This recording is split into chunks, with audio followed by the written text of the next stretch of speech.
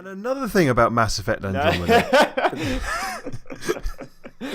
I don't know whether to go for the big one or to have this as a smaller recording. I think we'll do this as a smaller one, just because I think we'll get some out of it. And it's a game studio which I don't particularly care for, and I don't think we've ever really spoken about them off air that much anyway. But they've got some good titles coming, and let's talk about that. So we're going to go in for Square Enix. I had a massive swallow there. Square Enix, which is a company which I love Deus Ex, but that's about it. But I've got a couple of games jotted down. One we absolutely do not give a shit about, but the other three, I say are top tier AAAs. Do you want to take a punt at one of them? Shadow of the Tomb Raider. That's the first one on the list. Well done, Jack. Are you hyped? What do you think of it? Very excited. I have loved both of the previous two games. The first Tomb Raider, absolutely loved it. Played through it about 4 times. Rise of the Tomb Raider, absolutely loved it. Only played through that one once though, but I did love it. It was fantastic, and I am very excited for Shadow of the Tomb Raider. I think it's going for more, because I think what they've said is that these 3 games are like Lara's origin story or something. And so, because obviously she's fighting, they introduced Trinity in the second one, of being like, you know, the big evil organisation, and this one's going for the same thing. It looks like it's going to be sort of set in the Mayan jungles. I think I remember from the trailer. I watched it ages ago. I think it's going for a bit more. They all have this fantasy element, which I thought I really liked how it doesn't come in until like halfway through the game. So you play it feels like a normal standard third-person action adventure game, and then halfway through the game, all of a sudden, like they introduce sort of a fantasy element. Like they did that really well with the first game, when it was you're on this island, you're surviving, and then all of a sudden, I think you fall into like a pit of bones or something, or or is that big blood puddle, and then yeah, all of a sudden these ancient like Japanese warriors just start marching past, and you're like, oh fuck, all right then, this is what we're doing. And then they did the same again with the second one. I mean, they were ancient Byzantians, weren't they? I've not played it. So they weren't that as okay, yeah, so they weren't that as cool, but it was the same sort of concept idea. I think they're going to do the same thing again with the third one. You're going to be set in like a Mayan jungle or something, or a jungle area. You're going to be fighting Trinity, maybe some like local, you know, tribesmen, and then all of a sudden ancient tribesmen appear, and then there's like, because it has was it the advertising images has a lot of features of eclipses, so there's going to be something to do with that, maybe some sort of blood sacrifice. I'm thinking loads of fun. Gonna have a great time. Can't wait. Interesting. So I've only played the first one of the new trilogy, I guess. I never played the original games. See, this is where we did. This is why I find this really interesting, because you really fucking love this new trilogy to the point where you can just go on and talk about them, and you say that you've played them multiple times, etc. You're super excited for the new one. I've only played the first one of the new trilogy. I've not got round to the second one. Is it Rise? I've not got round to Rise yet, because I'm waiting for a summer sale, essentially. But it's definitely on the list. I will play it. And so I'm less excited, I guess, for this new one. Obviously, I want it to happen, but obviously where I've just not played the second one.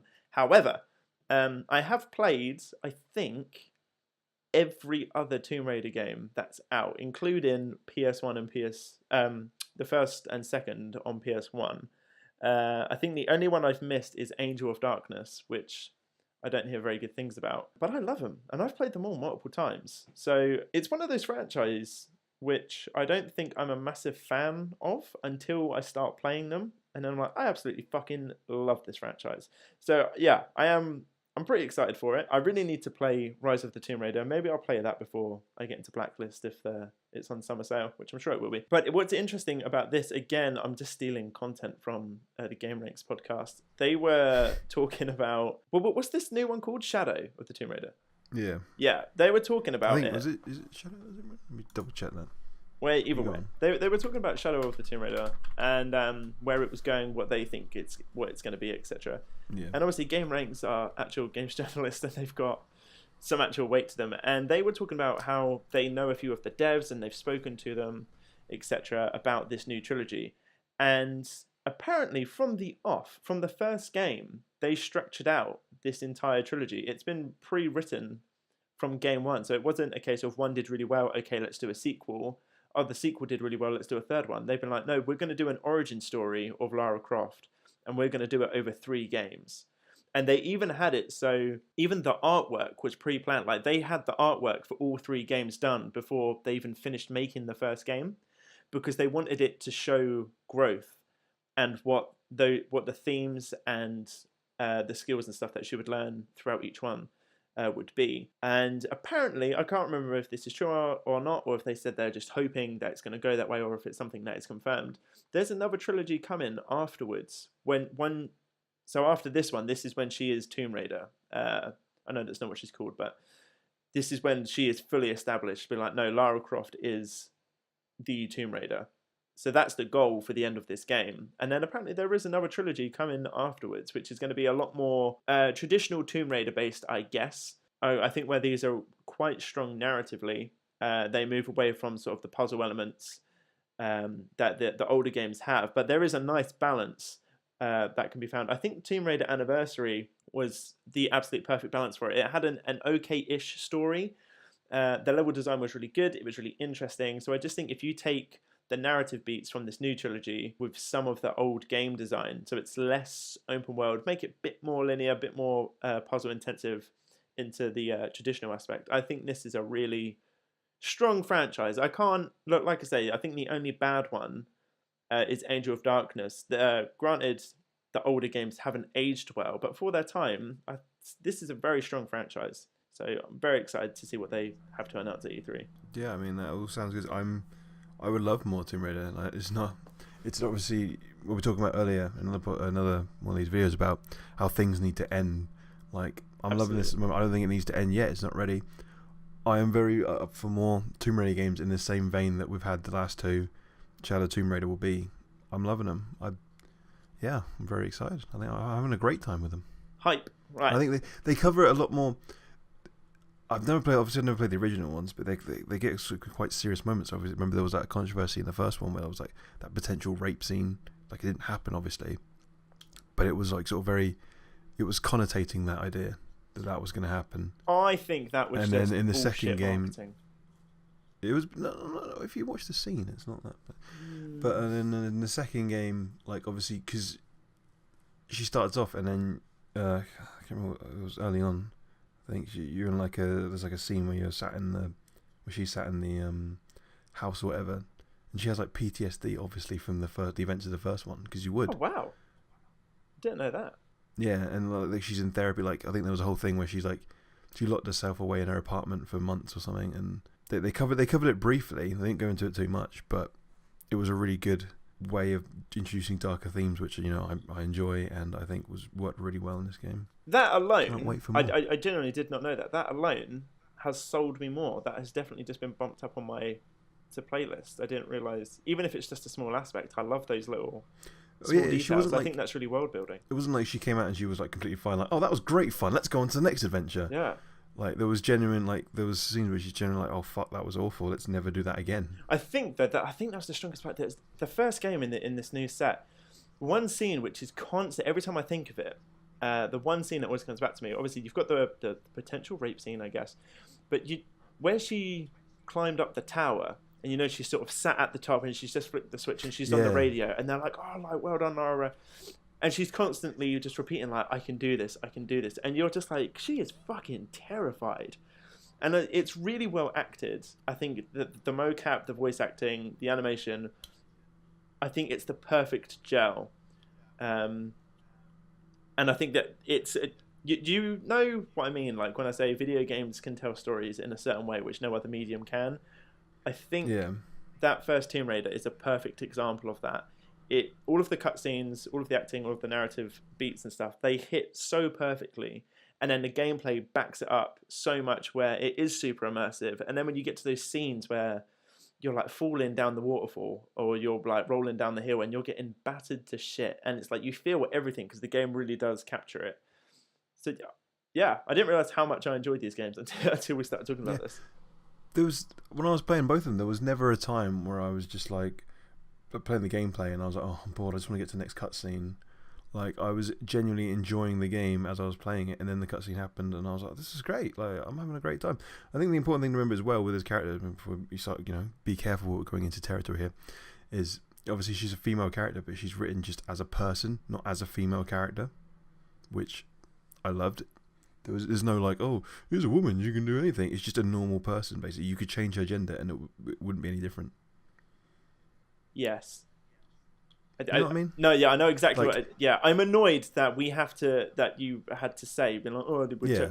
because we are in weird territory now because we're both white and straight and male. But I 100% agree with you. It doesn't matter that I'm not aware that she's a female character in the sense of they're trying to push that as an agenda. Yeah. It's just a really fucking good story. It's a really fucking good game, which just happens to have a female as the main character, and it's fucking brilliant. I love it. I fucking love it. Next up from Square Enix, we're gonna gloss over Kingdom Hearts. Do you care?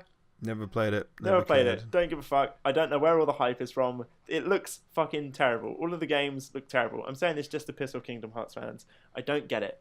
It just whatever. I'm moving on. I'm giving it no. Disney and Final Fantasy. I thought it was a Disney Final Fantasy crossover. It is. It's just so weird. I just don't get it, and I don't want to talk about it. But I brought it up because it's in gaming news everywhere. They announced it, or they revealed like a gameplay trailer or something a few weeks ago, and everybody lost their fucking mind. I just don't get it. I don't get it. It's not for me. Sorry. Moving on. Just Cause 4. You hyped? No. No, I'm not either. It's I was really excited. I didn't know it was a thing until you said it. Oh really? I've played all three. I had no idea. I've played all 3 games. Just Cause 2. I'm annoyed. I think my original Xbox 360 account, I was like well over 200 hours into Just Cause 2. I thought that was like it's probably one of the best games that I've ever played. It's not one which I will always jump to be like, that's one of my favorite games ever, but it is fucking phenomenal. So I was super hyped when 3 came out, and then I was like, I think I'm done with this. I 100%ed it, which I do not recommend you do. You shouldn't 100% a Just Cause game because they just take too long, and it's the same stuff over and over again. It's mindless fun. It's a great sandbox, but I don't know what more you can do with it. I don't know why 4 should have even been a thing. I just don't see what else you can do. Yeah. I mean, I played the second one. I had fun. I didn't really bother completing it. Like I did a few missions, but I spent most of my time just jumping around. So I didn't really get into it that much. And then the third one I only got a few months ago when it was on sale on Xbox. Like I told you a minute ago, like I tried, for some reason I don't know what it was, but it was just me or well, it was probably my Xbox, but it just ran like shit. Like the frame rate was just. I think that awful. might just be you. Yeah, I just couldn't look at it for very long. Like the controls I didn't like. I played it for about like not even an hour, I think. And I was just, I just can't do this. I think the problem with Just Cause is there are a lot of similarities to another game, and that game is also well regarded. And it's great, but you can only play it for so long, and you can only do so much because it is a sandbox game where you just run around and do shit. The only difference is that Just Cause is set in sort of like a sunny tropical paradise with over-the-top explosions and stuff, and they are genuinely really good fun games. The alternative to that is Crackdown, and the more I think about it, I was like, they're the same fucking game. Like they're literally the same game. It's just a different setting, and I don't know. I'm just not excited for it. I hope, and even when I say I hope they show something new, what can they show? It's a sandbox game. They're just going to give you more toys to play with. I'm sure it'll be a fun game. Oh look, here's another island in somewhere, and have fun. Yeah, I think we've made an ice cream truck with a bazooka on it now. So, oh, cool. I think one thing that Just Cause 3 100% proved, and I think they even did it with Just Cause 2 as well, is that and it's not a fucking revelation to say, but open world games are not made better by just how big the world is. I remember Just Cause 3 being a massive pain in the ass to get around because you just fast travel everywhere. There's no exploration because the towns and the bases were way too far apart, and that it took forever to get around. It took so long. So and especially again, if you're a completionist type like me, where you just get a massive list of things to do, that's great, but there's so much wasted time traveling around, and it's fun for a few hours, but when you finish an area and you're like, right, off to the next island, oh great, I've got to spend 10 minutes fucking getting there to start with, and then 5 minutes in between every other place I need to be. Yeah, I'd quite like to see them go quite smaller scale and a more focused Just Cause 4. I think that would sort of bring me back in. But other than that, I'm not sure what more they can do. It's hard to think of games that have got this sort of open world scale correct. I mean, GTA 5 did a pretty good job. I think The Witcher did a really good job. I know you haven't played The Witcher 3, but that did a really good job because it's big enough that it feels like you're in a big real world, but it's also dense enough that there's a lot of stuff there. Like, you never feel like you're just wandering in the middle and there's nothing here and you're just waiting for the next bit to render. I would say there's always something around every corner. That GTA 5 did it the best, but even I'm going to say it did it the best, and it also didn't, because it's big enough so that it takes a while to get around, where it's not too annoying, but it's not dense. It is not dense at all. The city is just hollow, and then the desert, I think, is too big.